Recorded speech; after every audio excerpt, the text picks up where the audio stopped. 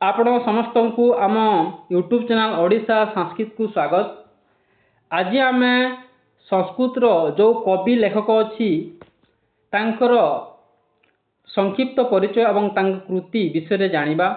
निहाती ए सिलेबसटा स्टेट एवं SSB TGT अच्छी तेबे एथिरु निहाती प्रश्न गुड़ाक प्राय सबू एग्जाम रे आसुछि जोटा कि निहाती आमको पढ़िया पड़ो। तेबे चलतु संक्षिप्त परिचय जानिबा एवं तांकर कृति विषय जानिबा। तो प्रथमे अछंती कालिदासन को जीवनी एवं तांको परिचय तांको कृति विषय जानिबा। महाकवि कालिदास संक्षिप्त परिचय तेबे कौन अच्छी तांको परिचय देखिबा। महाकवि कालिदास संस्कृत साहित्यस्य मूर्धन्यः कविः नाटकारश्च वर्तते। भारतीय साहित्ये तस्य स्थानं सर्वोपरि अस्ति।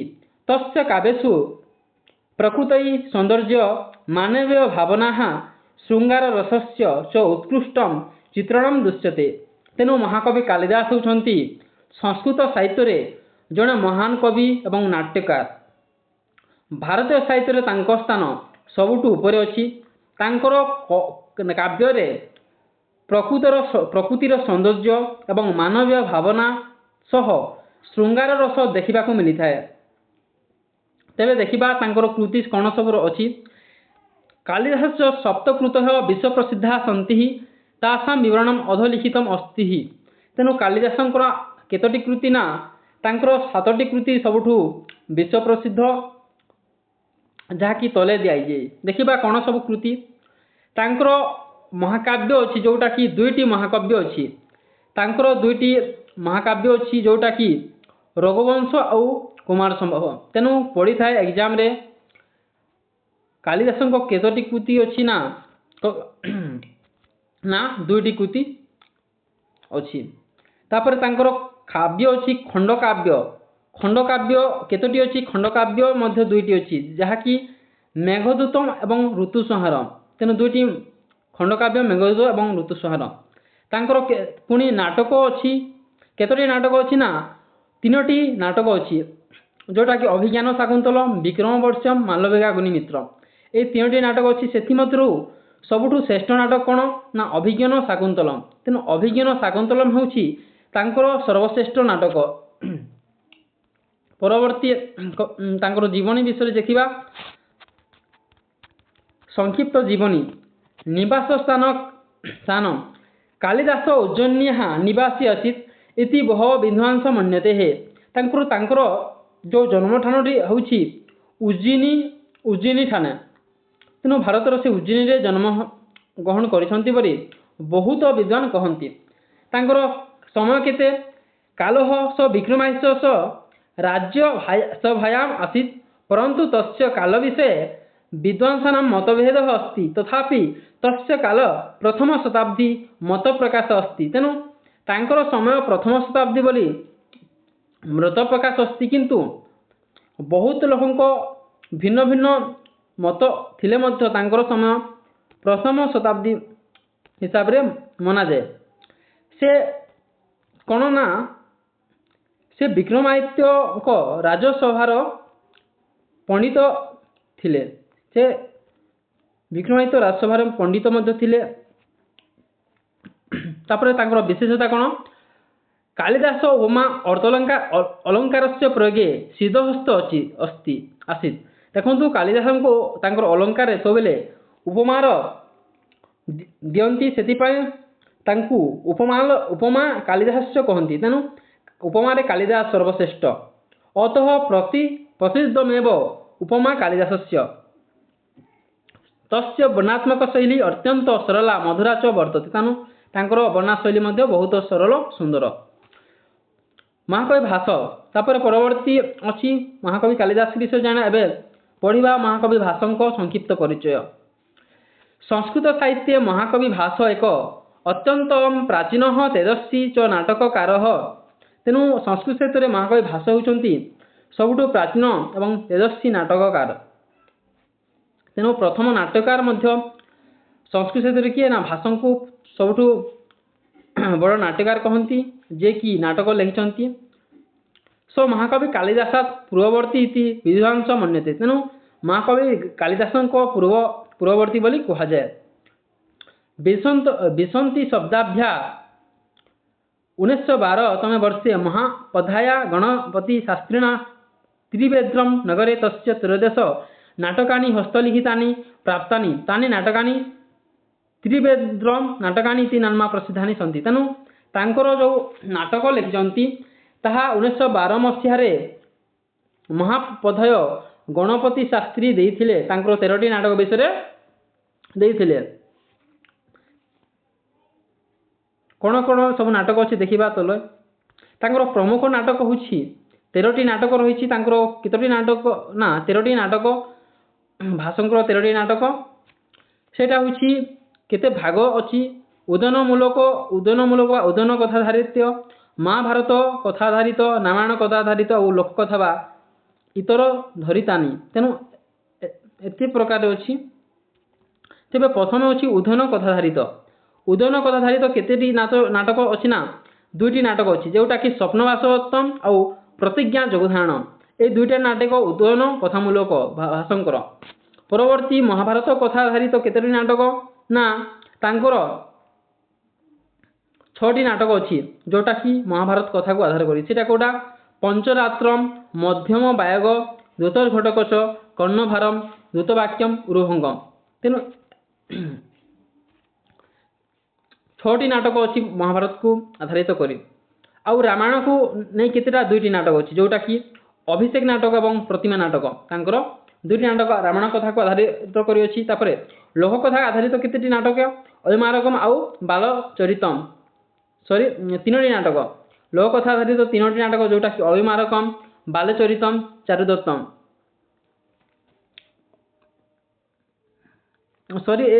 टिके मिस्टेक अच्छी ये जो बालचरितम अच्छी यहाँ महाभारत जीव तांकर 7टी महाभारतर 7टी नाटक हम 7टी नाटक से बालचरितम ये मिस्टेक हो जाए किंतु लोककथा आधारित 2टी हम अयमारकम आउ चारुदत्तम ये बालचरितमटा एक महाभारत आधारित जीव तेणु 6टा लिखी बालचरितम एड है बालचरितम टी हमर महाभारत रे अच्छी तेणु बालचरितम महाभारत जीव।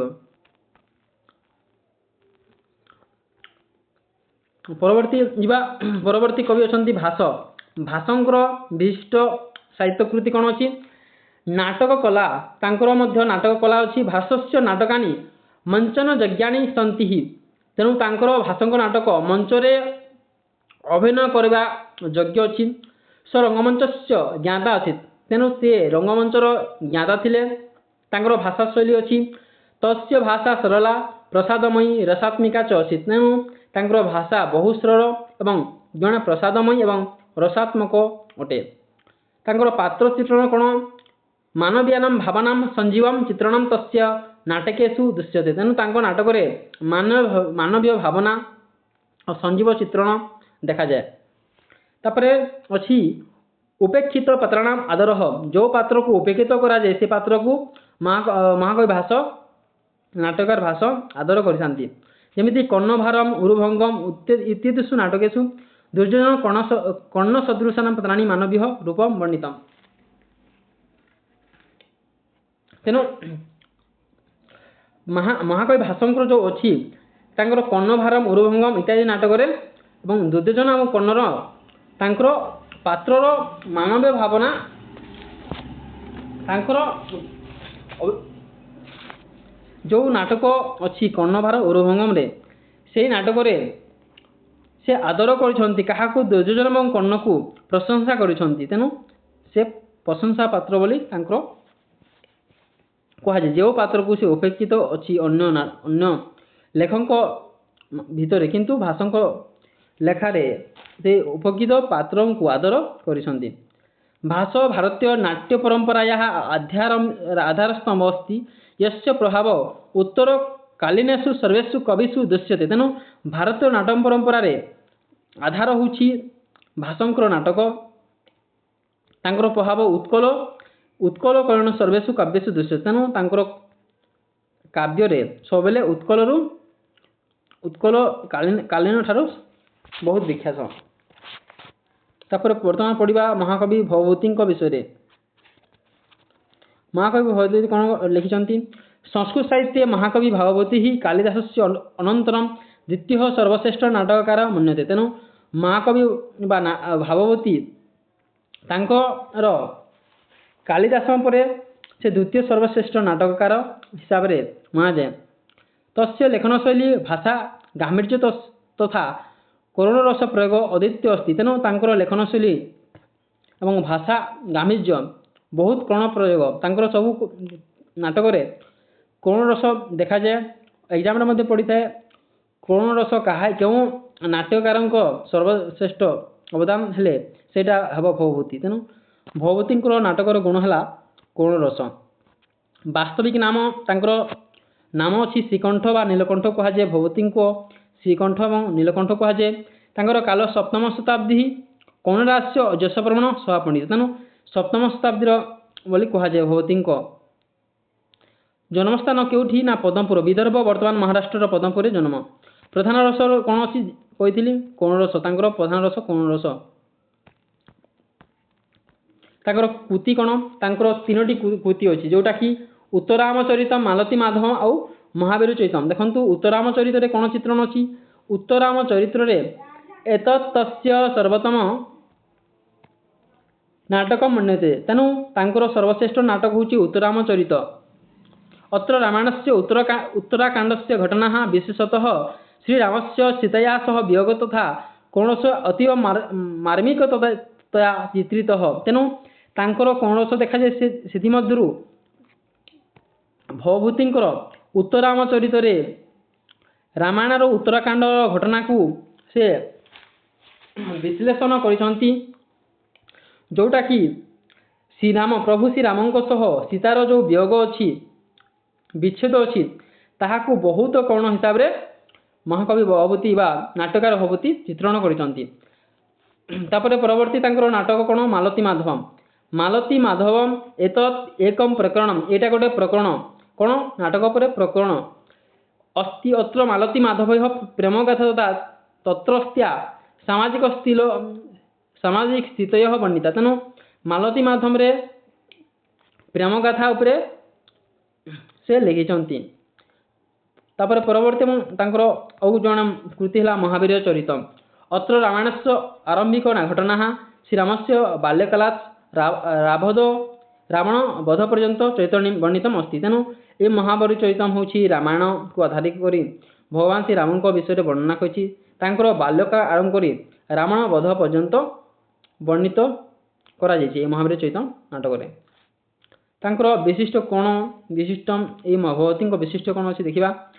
भगवती कणारस परिपाटी वर्णयन कश्चन श्लोक प्रसिद्ध अच्छी। रस हूँ कणारस भगवती से विषय को नहीं गोटे श्लोक अच्छी जोटा कि एक रस कर्ण एवं निमित्त भेदात भिन्न पृथक पृथक इव श्रेयते विवार्तान आवर्त वृद्ध तरंग मया बुर्णिव मज्जन्न मूलमपि तेषु ततस्तथैव। तेणु तांकर एटा श्लोक अच्छी। अर्थात कौणरस एक अस्ति परंतु निमित्त भेदात स भिन्न एवं भासते। जल आवर्ते बुध तरंग इति जलमेव भिन्नान आकारान धराति तथा कौणरस एक सर्वत्र व्याप अस्ति। परवर्ती कवि बा लेखक को जिमा परवर्ती लेखक अच्छी दंडी। दंडी को संक्षिप्त परिचय कौन से देखा। महाकवि दंडी संस्कृत साहित्य गद्यकार रूपेण तथा अलंकार शास्त्र रूपेण अत्यंत प्रसिद्ध। तेणु महाकवि दंडी संस्कृत साहित्य गोटे गद्यकार। एवं जहाँ भी पढ़ला सब कवि नाटकार विषय पढ़ला एवं किंतु आम गद्यकार विषय पढ़ा जोटा कि महाकवि दंडी। तांकर अलंकार शास्त्र रूपेण अत्यंत प्रसिद्ध। से अलंकार शास्त्र हिसाब से बहुत प्रसिद्ध अच्छा। तस्य लेखनशैली सरला प्रसादमयी तथा रसान्वित। तांकर रचनाशैली सब सरल प्रसादमयी रसान्वित। संस्कृत साहित्य तस्य स्थान सुदृढ़। संस्कृत साहित्य महाकवि दंडी स्थान सुदृढ़ अच्छी। तो प्रमुख ग्रंथ कौन काव्यादर्श एवं अलंकार शास्त्र से अति महत्वपूर्ण ग्रंथ। तेणु काव्यादर्श लिखिं जहाँ अलंकार शास्त्र ग्रंथ अस्तीन ग्रंथे काव्यस्य लक्षणानि भेदा रसा तथा दशागुणानां शास्त्रीय वर्णवर्तते। तेणु यही ग्रंथ रे काव्य लक्षण भेद रस तथा दशगुण शास्त्रीय वर्णना कराई। परवर्ती रचना है दशकुमार चरितम। इदम संस्कृत साहित्यस्य श्रेष्ठम गद्य काव्यम। ଏହା ସାହିତ୍ୟ ଗଦ୍ୟ ସାହିତ୍ୟରେ ସଂସ୍କୃତ ଗଦ୍ୟ ସାହିତ୍ୟରେ ଗୋଟେ ସର୍ବଶ୍ରେଷ୍ଠ କୃତି ଯୋଉଟାକି ଦଶକୁମାର ଚରିତମ୍। ଅତ୍ର ଦଶମ କୁମାରାଣାମ ସାହସିକ କୃତ୍ୟାନାମ ତଥା ତେଷାଂ ଜୀବନାନୁଭାବନାମ ମଞ୍ଜକମ୍ ବର୍ଣ୍ଣିତମସ୍ତି। ତେଣୁ ଏ ଦଶକୁମାର ଚରିତରେ ଦଶକୁମାରାଣାମ ସାହିତ୍ୟ କୃତାମ ତଥା ଜୀବନ ଗୋଟେ ଶ୍ରେଷ୍ଠ କାବ୍ୟ। ଏଥିରେ ଦଶଟା କୁମାରଙ୍କ ଜୀବନ ବିଷୟରେ ବର୍ଣ୍ଣନା କରାଯାଇଛି। ତାପରେ ପରବର୍ତ୍ତୀ ରଚନା ଅଛି ଅବନ୍ତୀ ସୁନ୍ଦରୀ କଥା। ତାପରେ ଅବନ୍ତୀ ସୁନ୍ଦରୀ କଥାରେ କ'ଣ ଅଛି ନା ଇଦମ ଦଣ୍ଡିନ ଏକମ୍ ଅନ୍ୟ ଗଦ୍ୟ କାବ୍ୟମ୍। ଏଇଟା ମଧ୍ୟ ଗଦ୍ୟ କାବ୍ୟମ୍। ଏୟମ୍ କଥାତ୍ମକ ଶୈଳୀ ବର୍ଣ୍ଣନମ୍ କୃତମ୍ ଅସ୍ତି। ଏଇଟା ଗୋଟେ କଥାତ୍ମକ ଶୈଳୀ ହିସାବରେ ବର୍ଣ୍ଣନା କରାଯାଇଛି।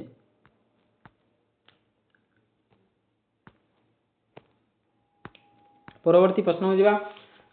ଦଣ୍ଡିଙ୍କୁ ବିଷୟରେ ଜାଣିବା। ସଂସ୍କୃତ ସାହିତ୍ୟରେ ଦଣ୍ଡିନ ପଦ ବିନ୍ୟାସୟସ୍ୟ ପ୍ରଶଂସାର୍ଥମ୍ ଏକ ପ୍ରସିଦ୍ଧୋକ୍ତି ବର୍ତ୍ତତେ।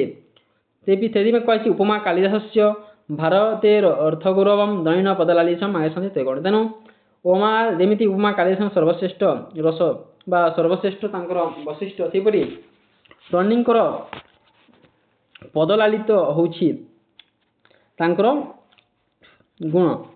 ଅର୍ଥାତ୍ କାଳିଦାସ ଉପମା କାଳଶୈଳସ୍ୟ ଭାରତରେ ଅର୍ଥଗୌରବସ୍ୟ ତस्य ଦଣ୍ଡିନ ପଦଲାଳିତ ଶବ୍ଦାନାଂ କମଳତା ତଥା ଲୟମଧା କୃତେ ଖ୍ୟାତ ଅସ୍ତି। ଦଣ୍ଡିନ ଗଦ୍ୟଶୈଳୀ ଅତ୍ୟନ୍ତ ପ୍ରବାହଯୁକ୍ତା ଅସ୍ତି। ୟା ପାଠକಂ ମନ୍ତ୍ରମୁଗ୍ଧ କରନ୍ତି। ଏ ପାଠକ ମନ୍ତ୍ରମୁଗ୍ଧ ହୁଅନ୍ତି। ତାପରେ ପରବର୍ତ୍ତୀ ଦେଖିବା ମହାକବି ଦଣ୍ଡିଙ୍କ ସଂକ୍ଷିପ୍ତ ପରିଚୟ ଜାଣିବା। ମହାକବି ବାଣଭଟ୍ଟଙ୍କ ବିଷୟରେ ବି ଜାଣିବା। ମହାକବି ବାଣଭଟ୍ଟ ସଂସ୍କୃତ ସାହିତ୍ୟସ୍ୟ ଶ୍ରେଷ୍ଠ ଗଦ୍ୟ ଲେଖକ ଅସିତ୍। ତେଣୁ ମହାକବି ବାଣଭଟ୍ଟ ହେଉଛନ୍ତି ସଂସ୍କୃତ ଗଦ୍ୟ କ୍ଷେତ୍ରରେ ବା ଶ୍ରେଷ୍ଠ ଗଦ୍ୟ ଲେଖକ ହିସାବରେ ସେ ଜଣାନ୍ତି। ସପ୍ତମ ଶତାବ୍ଦ୍ୟା କନୌଜ ରାଜସ୍ୟ ସାମ୍ରାଜ୍ୟ ହର୍ଷବର୍ଦ୍ଧନସ୍ୟ ଆସ୍ଥାନ କବିରାସିତ୍। ତେଣୁ ମହାକବି ବାଣଭଟ୍ଟ ସପ୍ତମ ଶତାବ୍ଦୀ ଯେଉଁ କନୌଜ ରାଜ୍ୟର ସାମ୍ରାଜ୍ୟରେ କିଏ ଥିଲେ? ସମ୍ରାଟ ହର୍ଷବର୍ଦ୍ଧନ ଥିଲେ। ତାଙ୍କର ସ୍ଥାନରେ ଆସ୍ଥାନକୁ ବିରାସିତ କରିଥିଲେ। ବାଣଭଟ୍ଟ ସ୍ୱୟଂ ଅଳଙ୍କାରକୃତ ଗଦ୍ୟଶୈଳୀ କାରଣ ସଂସ୍କୃତ ସାହିତ୍ୟ ବିଶିଷ୍ଟ ସ୍ଥାନ ବର୍ଦ୍ଧିତ। ତେଣୁ ବାଣଭଟ୍ଟଙ୍କର ମଧ୍ୟ ଯେଉଁ ଅଳଙ୍କାର ଶାସ୍ତ୍ର ଗଦ୍ୟଶୈଳୀ ଯେଉଁ ଦେଖାଯାଏ ସଂସ୍କୃତ ସାହିତ୍ୟରେ ବିଶିଷ୍ଟ ସ୍ଥାନ ତାହାର ତସ୍ୟ ବର୍ଣ୍ଣାନୀ ଅତୀବ ବିସ୍କୃତ ରାସାୟନିକ କ୍ଲିଶାଞ୍ଚ ସନ୍ଧି। ତେଣୁ ଏଇ ଯେଉଁ ମହାକବି ବାଣଭଟ୍ଟଙ୍କର ଶୈଳୀ ଅଳଙ୍କାର ଶୈଳୀ ଦେଖନ୍ତି ଏବଂ ସଂସ୍କୃତ ସାହିତ୍ୟରେ ତାଙ୍କର ନାମ ବିଶିଷ୍ଟ ହିସାବରେ ଜଣାଯାଏ। ତାଙ୍କର ଗଣ ମଧ୍ୟ ଅତ୍ୟନ୍ତ ଚମତ୍କାର। ତାଙ୍କର ରଚନା କ'ଣ ଅଛି ଦେଖିବା। ଦେଖ ବାଣଭଟ୍ଟ ଲେଖିଛନ୍ତି ହର୍ଷଚରିତ ଲେଖିଛନ୍ତି।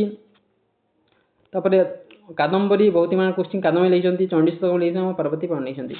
ହର୍ଷଚରିତ କ'ଣ ଅଛି ନା ହର୍ଷଚରିତ ଅୟମ୍ ସଂସ୍କୃତ ସାହିତ୍ୟସ୍ୟ ପ୍ରଥମ ଐତିହାସିକ ଆଖ୍ୟାୟିକା ଗ୍ରନ୍ଥ। ତେଣୁ ପଡ଼ିବ ହର୍ଷଚରିତ ହେଉଛି ଗୋଟେ ଆଖ୍ୟାୟିକା ଏବଂ ପ୍ରଥମ ଆଖ୍ୟାୟିକା ଗ୍ରନ୍ଥ ସଂସ୍କୃତ ସାହିତ୍ୟରେ ହେଉଛନ୍ତି ହର୍ଷଚରିତ। ଅତ୍ର ଅଷ୍ଟସୁ ଉଚ୍ଛ୍ୱାସେଷୁ ସ୍ୱରାଜ୍ୟ ହର୍ଷବର୍ଦ୍ଧନସ୍ୟ ଜୀବନ ପରିଚୟମ୍ ତଥା ତସ୍ୟ ବର୍ଣ୍ଣନମ୍ କୁର୍वନ୍ତି। ତେଣୁ ଏଇ ଯେଉଁ ହର୍ଷଚରିତ ଅଛି ତାହା ଉଚ୍ଛ୍ୱାସର ସାମ୍ରାଜ୍ୟ ହର୍ଷବର୍ଦ୍ଧନଙ୍କ ଜୀବନ ଚରିତ୍ର ଉପରେ ଆଧାରିତ ହୋଇଛି। ତାପରେ ପଡ଼ିବା କାଦମ୍ବରୀ ୟମ୍ ବିଶ୍ୱସ୍ୟ ଶ୍ରେଷ୍ଠମେକୁ କଥା ସାହିତ୍ୟସୁ ଅନ୍ୟତା ଅସ୍ତି। ତେଣୁ କାଦମ୍ବରୀ ହେଉଛି ଗୋଟେ କଥା ସାହିତ୍ୟରେ ଗୋଟେ ବିଶିଷ୍ଟ ଲେଖା। ୟମ୍ କାଳ୍ପନିକ ମହାକାବ୍ୟ ବର୍ତ୍ତତେ। ଏଇଟା ଗୋଟେ କାଳ୍ପନିକ ମହାକାବ୍ୟ। ଅତ୍ର ଦଣ୍ଡପିଣ୍ଡସ୍ୟ କାଦମ୍ବ୍ୟା ଚ ପ୍ରେମକଥା ଅତି ସୌନ୍ଦର୍ଯ୍ୟ ବର୍ଣ୍ଣିତ। ୟମ୍ ରଚନା ସଂସ୍କୃତ ସାହିତ୍ୟ ପଢ଼ତାମ୍ ବର୍ଦ୍ଧୟତି। ଏହି ରଚନା ସଂସ୍କୃତରେ ପଢ଼ୁତା ବୃଦ୍ଧି କରିଥାଏ। ଚଣ୍ଡୀଶତକମ୍ ୟମ୍ ଦେବୀ ସ୍ତୁତିପରକମ୍ କାବ୍ୟମ୍ ଅସ୍ତି ଯତ୍ର ଶତଶ୍ଲୋକେଷୁ ଦଣ୍ଡିକାୟାଃ ମହିମା ବର୍ଣ୍ଣିତା। ତେଣୁ ଚଣ୍ଡୀଶତକ ୟମ୍ ଦେବୀ ସ୍ତୁତିପରକମ୍ କାବ୍ୟମ୍ ଅସ୍ତି ଯତ୍ର ଶତଶ୍ଲୋକେଷୁ ଚଣ୍ଡିକାୟାଃ ମହିମା ବର୍ଣ୍ଣିତା। ତାପରେ ଅଛି ପାର୍ବତୀ ପୁରାଣ ଇଦମ୍ ନାଟକ ଶିବ ପାର୍ବତୀ ବିବାହିତ ଲିଖିତମ୍ ଅସ୍ତି। ତେଣୁ ଏଇ ଯେଉଁ ପାର୍ବତୀ ପୁରାଣ ଅଛି ଏଇଟା ମଧ୍ୟ ଶିବ ପାର୍ବତୀଙ୍କ ବିବାହିତ ବିଷୟରେ ଲେଖାଯାଇଛି। ତାଙ୍କର ବିଶିଷ୍ଟ କ'ଣ? ବାଣଭଟ୍ଟସ୍ୟ ଗଦ୍ୟଶୈଳୀ ପାଞ୍ଚାଳୀ ରୀତି ଅସ୍ତି। ତେଣୁ ବାଣଭଟ୍ଟଙ୍କର ଗଦ୍ୟଶୈଳୀ କେଉଁ ରୀତି ନା ପାଞ୍ଚାଳୀ ରୀତି। अस्तस्य लेखने अजः गुण समासानां दीर्घ प्रयोगस्य शब्दालंकाराणां तथा च प्रकृति वर्णना तस्य दृश्य। तेणु ये जो मानवभट्ट गद्यशैली पंचाली रीति रे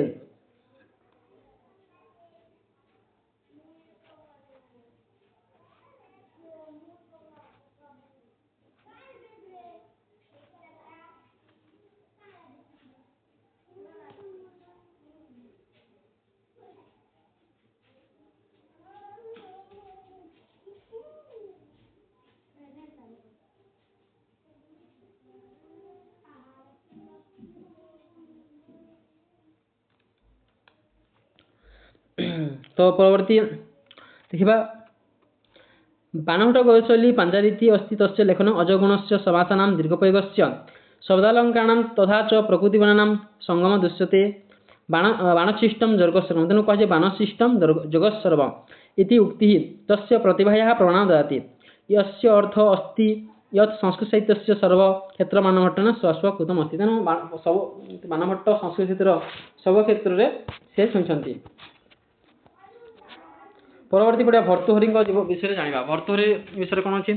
भर्तृहरि संस्कृत साहित्य अद्वितीय व्याकरण दार्शनिक तथा सुप्रसिद्ध कविच अच्छी। तेणु संस्कृत साहित्य अद्वितीय वैज्ञानिक दार्शनिक तथा सुप्रसिद्ध कवि होती भर्तृहरि। व्याकरण शास्त्रे तथा नीतिशास्त्रे तस्य योगदान अमूल्यमस्ति। तेणु व्याकरण शास्त्र एवं नीतिशास्त्रे तांकर योगदान गोटे अमूल्य संपद परी ईशादीय सप्तशताब्दी पूर्वार्ध विद्यमान आसीत इति विद्वांस मन्यते। तेणु भर्तृहरि जन्मटा ये जो सप्तम शताब्दी पाखापाखि पूर्वार्धे बोली विद्वान मैंने कहती। तांकर प्रमुख ग्रंथ कौन? भर्तृहरिणा मुख्यतः व्याकरण तथा नीति अधिकृत्यम ग्रंथाची। तेणु भर्तृहरि मुख्यतः व्याकरण एवं नीति को आधार कर ग्रंथ रचना करछन्ति। तांकर गल्प गोटे है वाक्यपद्य गल्प कौच गोटे व्याकरण शास्त्र और व्याकरण शास्त्र दार्शनिकता ग्रंथ अच्छी। यहाँ गोटे दार्शनिक ग्रंथ जोटा कि वाक्यपद्यम यहाँ व्याकरण शास्त्र विषय कही। अश्विन ग्रंथे स्फोटवाद इति सिद्धांत वर्णित। हाँ तेणु यही ग्रंथ स्फोटवाद थ्योरी ऑफ सप्टा यह सिद्धांत वर्णित कही। यह भाषा ज्ञान कृते अत्यंत महत्वपूर्ण अस्ति। यहाँ भाषा ज्ञान बहुत महत्वपूर्ण अटे। तापर नीति शतकम कौन अच्छी? जस्मिन जीवन यज्ञन नीति विषयक श्लोका सन्ति स मानवानां नैतिक जीवन विधीयन्ति। तेणु नीति शतक कौन अच्छी ना दैनिक जीवन आम किपरि जीवन जीवा हुए तार नीति शिक्षा देछे। से नीति शतकम लिखाई। तापर शृंगारसकम अत्र शृंगारस्य रसात्मक वर्णनम कृतम अस्ति। तेणु ये शृंगारसरे तांकर कृति शृंगारस कौन अच्छी ना एथिरे रसात्मक एवं संजय वर्णनता होइछि। तापर अच्छी वैराग्य शतकम अस्मिन संसारे वैराग्यस्य महत्व तथा सांसारिक सुखनाम अनित्यता प्रतिपादित अस्ति। और जो वैराग्य शतक अच्छी एथिरे संसार और वैराग्य विषय कही। परवर्ती लेखक देखा त्रिविक्रम भट्टस्य संक्षिप्त परिचय। त्रिविक्रम भट्ट संस्कृत साहित्य एक प्रसिद्ध गद्यकार कविश्च अस्ति। तेणु त्रिविक्रम भट्ट होती संस्कृत साहित्य एक प्रसिद्ध कवि गद्यकार कवि। स मुख्यतया दशम शतके राजकूट वंशस्य राजा इंद्र राजस्य स्वपणित थिले। तेणु जो त्रिविक्रम भट्ट अच्छा से होती दशम शताब्दी कौन कहते राष्ट्रकूट वंशर राष्ट्रकूट वंशर राजा इंद्रराजर स्वपणित थिले।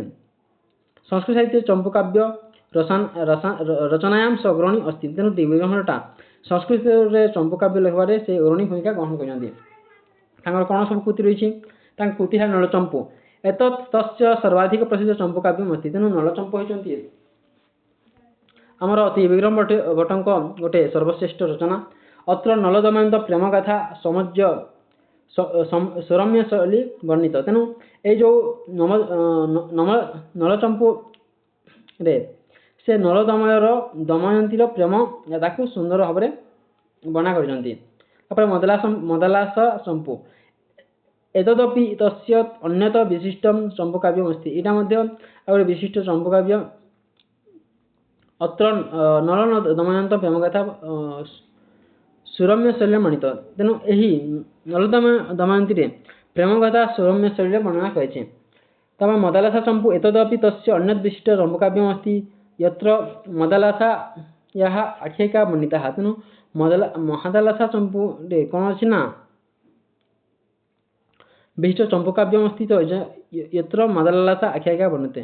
तापर अछि काव्यशैली एवं विशेषता। तेणु काव्यशैली कौन अछि चंपू शैली च चंपू शैली या पणित अछि यत्र गद्य तथा पद्यम दायमापि कलात्मक कर्ण उच्यते। तेणु जो चंपू शैली अच्छी चंपू शैली रे जो वर्णना करी ताहा बहुत कलात्मक हिसाब से बनाई भाषा तस्य भाषा अजुष्वी तथा विविध अलंकार परिपूर्ण। तांकर भाषाटा सबले कौठी परिपूर्ण अजस्वी थाए और अलंकार परिपूर्ण अटे। पणितम तस्य काव्यसु पुराणेषु तथा कर्मधारेषु तस्य गभीरं ज्ञानं स्पष्टतया दृश्यते। तेणु भाषा बीजेपी भाषा तेजस्वी तथा विविध अलंकार परिपूर्ण अच्छे। काव्य सबले अलंकार भर्ती अच्छे। तापर पढ़ा जयदेव विषय। जयदेव द्वादश शताब्दी सुप्रसिद्ध संस्कृत कवि अच्छी। तेणु द्वादश शताब्दी सुप्रसिद्ध कवि जयदेव। तस्य जन्म ओडिशा राज्यस्य पुरीमंडलांतर्गत केन्दुबिल्व शासन अभवत। आम जानु महाकवि जयदेवटा ओडिशार केन्दुबिल्व जन्म कर तो सह बांगालस्य महाराजस्य लक्ष्मणसेन स्वाभाविक कवि अच्छे। तेणु से बंगाल महाराज किए थे लक्ष्मणसेन स्वभाव कवि थे। जयदेव श्रीकृष्ण से अन्य भक्त अच्छे। तेणु श्रीकृष्ण अन्य भक्त थे। तस्य पत्नी पद्मावती स्त्री पद्मावती आज नृत्यांगना अच्छी जे नृत्यांगना अच्छी या तस्य काव्य नाम गाने सहायक करते। प्रमुख काव्यम विशिष्ट काव्यम कौन लिखिं गीतकविंदम लिखिं पीयूष लहरी लिखिं गंडी रूपकम लिखिं दशावतार लिखिं ऋषि मंजरी लिखिं निहाती यही सब क्वेश्चन निहाती पड़ो। एमध्य जोटा कन्फ्यूज क्वेश्चन गोटे अच्छी से क्वेश्चन मान निहाती नेक्स्ट एग्जाम पड़ो जोटा कि मुक्त काव्य अच्छी गीतकविंदम पीयूष लहरी गंडी रूपकम आउ दशावतार ऋषि मंजरी। जयदेव सर्वोत्कृष्ट रचना होची गीतकविंद। एतत् काव्यम भारतीय साहित्य अत्यंत लोकप्रिय अच्छे। यही काव्यटा भारतीय साहित्य गोटे लोकप्रिय काव्य। विषयवस्तु अस्मिन् काव्ये श्रीकृष्ण से राधा तो प्रेमलीला विरह मिलनर्ष बनाकृतमस्ति। तेणु यही जो गीतकविंद ए कृष्ण और राधांकर अमर प्रेम गाथा विषय कही। विशेषता कौन इदम काव्यम अष्टपदी इति नाम सुप्रसिद्धम। यहाँ अष्टापदी हिसाब से कहुए गीतकविंद को ये द्वादश स्वर्ग देखिए 12टा स्वर्ग अच्छी। प्रभाव भारतीय शास्त्रीय संगीत तथा नृत्य अस्य काव्य प्रधानी प्रयुक्तानि हन। तेणु ओडिशार जो शास्त्रीय नृत्य अच्छी से जयदेव गीतकविंदर सोर्स को नि जाए। तापर अच्छी महाकवि श्रीहर्ष परिचय। महाकवि श्रीहर्ष कौन लिखती महाकवि श्रीहर्ष संस्कृत साहित्य अन्यतम प्रथित ज्येष्ठ कवि। तेणु आम संस्कृत साहित्य महाकवि श्रीहर्ष होती संस्कृत अन्यतम प्रथित कवि। परिचय कौन अच्छी महाकवि श्रीहर्ष द्वादश शताब्दी अभवत। तेणु महाकवि श्रीहर्षटा द्वादश शताब्दी अटंती। स कान्यकुबरांजस्य विजयचंद्र से स्वपणित आसीत्। स केवल कवि न आसीत् अपितु दार्शनिक तथा तार्किक अपि आसीत्। तेणु जो महाकवि श्रीहर्ष होती द्वादश शताब्दी कहुए स कान्यकुबराज विजयचंद्र से स्वपाणी थे। तेणु से कहार स्वपाणी थे ना कान्यकुब्जार रसस्व विजयचंद्र स्वपाणी थे। स केवल कवि न आसीत् अभी दार्शनिक तार्किक अपि आसीत्। तेणु से खाली कवि नहीं से जड़े दार्शनिक एवं तार्किक कृति कौन तस्य सर्वाधिक प्रसिद्ध ग्रंथ निषेध चरितम अस्ति। तेणु सब प्रसिद्ध ग्रंथ कौन ना निषेध चरितम सब प्रसिद्ध सब प्रसिद्ध। इदम संस्कृत साहित्य पंचमहाकाव्य अन्यतम। तेणु पंचमहाकाव्य अन्यतम अस्ति। महाकवि द्वाविंशति सर्गा रीति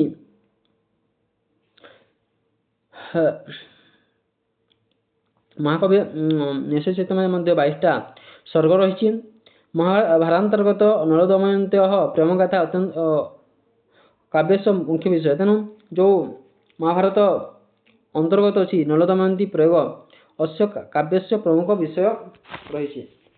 ଏପରି କାବ୍ୟଶୈଳୀ କ'ଣ ଅଛି? କାବ୍ୟଶୈଳୀ ଅଛି ଶ୍ରୀହର୍ଷ ଶୈଳୀ ଅତ୍ୟନ୍ତ କ୍ଲିଷ୍ଟା ପଣ୍ଡିତପୂର୍ଣ୍ଣ च अस्ति तस्य ପଣ୍ଡିତ ଦୁଷ୍ଟ ଏବଂ ବିଦ୍ୱାଂସ। ତେଣୁ କାବ୍ୟଶୈଳୀ ଯେଉଁ ରହିଛି ବହୁତ କ୍ଲିଷ୍ଟ ପଣ୍ଡିତପୂର୍ଣ୍ଣ च अस्ति। ନୈଷଧମ ଦ୍ୱିବେଦ ଦୋଷମ। ତେଣୁ ନୈଧର ଦୋଷମ ଅଛି ଅର୍ଥାତ୍ ନୈଷଧି ସହିତ ବିଦ୍ୱାନାଂ କୃତେ ଔଷଧ ସଚେତନ। ତେଣୁ ନୈଷଧ ଚରିତମ ହେଉଛି ବିଦ୍ୱାନ ମାନଙ୍କ ମଧ୍ୟରେ ଗୋଟେ ଅମୃତ ଫଳ ଲେଖେ।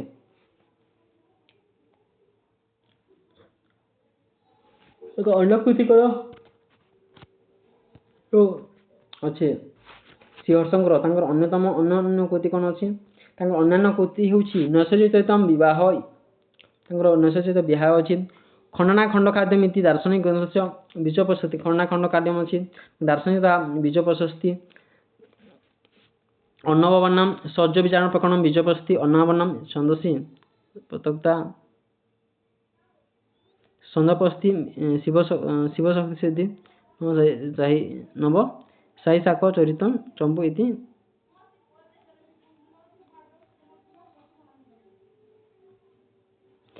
ତେଣୁ ଏପରି ଲେଖିଛନ୍ତି ଯେଉଁଟାକି ଖଣ୍ଡନା ଖଣ୍ଡ ଖାଦ୍ୟମ ଦାର୍ଶନିକ ଗ୍ରନ୍ଥସ୍ୟ ହେଉଛି ବୀଜପସ୍ତି। ଅନ୍ନବର୍ଣ୍ଣମ ସୌର୍ଯ୍ୟ ବିଚାରଣ ପ୍ରକରଣ ବୀଜ ପ୍ରଶସ୍ତି।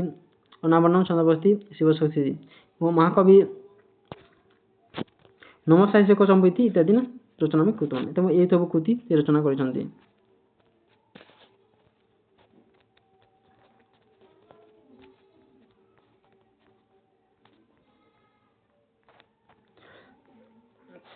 ତ ଆଜି ଆମେ ଯେଉଁ ସଂସ୍କୃତର ରାଇଟର ଏବଂ ତାଙ୍କର କେଉଁଟା ଲେଖିଛନ୍ତି ତାଙ୍କର କୃତି ଗୁଡ଼ାକ ବିଷୟରେ ଜାଣିଲା। ନିହାତି ଏହା ଆପଣମାନଙ୍କ ପାଇଁ ବହୁତ ହେଲ୍ପଫୁଲ୍ ହେଇଥିବ। ତ ଭିଡ଼ିଓ କେମିତି ଲାଗିଲା ନିହାତି କମେଣ୍ଟରେ ଲେଖିବେ ଏବଂ ଜଣାଇବେ। ଏବଂ ଆଗକୁ ଆହୁରି ସ୍ପେଶାଲ କବିମାନଙ୍କ ତାଙ୍କର କୃତି ବିଷୟରେ କ୍ଲାସ୍ ଆଣିବା ଏବଂ MCQ ମଧ୍ୟ ଆଣିବା। ଆମ ଚ୍ୟାନେଲ ଯଦି ପ୍ରଥମ ଥର ପାଇଁ ଆସିଛନ୍ତି ତେବେ ନିହାତି ସବସ୍କ୍ରାଇବ୍ କରନ୍ତୁ। ଏବଂ ଆଜିର ଗୋଟେ ପ୍ରଶ୍ନ ମୁଁ ପଚାରିବି ଯେଉଁଟାକି କମେଣ୍ଟ ମାଧ୍ୟମରେ ଦେବେ। ଆଜିର ପ୍ରଶ୍ନ ହେଲା ରଘୁବଂଶ ଯେଉଁ କାବ୍ୟ ଅଛି କାଳିଦାସଙ୍କ, ସେହି ରଘୁବଂଶରେ ଯେଉଁ କାବ୍ୟ ଅଛି କେତୋଟି ସ୍ୱର୍ଗ ଅଛି? ଆଜିର ପ୍ରଶ୍ନ ହେଲା ରଘୁବଂଶ ଯେଉଁ କାବ୍ୟ ଅଛି ସେଥିରେ କେତୋଟି ସ୍ୱର୍ଗ ଅଛି? ସ୍ୱର୍ଗ ସଂଖ୍ୟା କହିବେ ଏବଂ ଅଷ୍ଟମ ସ୍ୱର୍ଗର ନାମ କ'ଣ କହିବେ? ତେଣୁ ଆଜିର ପ୍ରଶ୍ନକୁ ଲେଖି ରଖନ୍ତୁ। ରଘୁବଂଶର କେତୋଟି ସ୍ୱର୍ଗ ଏବଂ ଅଛି ଏବଂ ଯେଉଁ ଅଷ୍ଟମ ସ୍ୱର୍ଗ ଅଛି ତାହାର ନାମ କ'ଣ?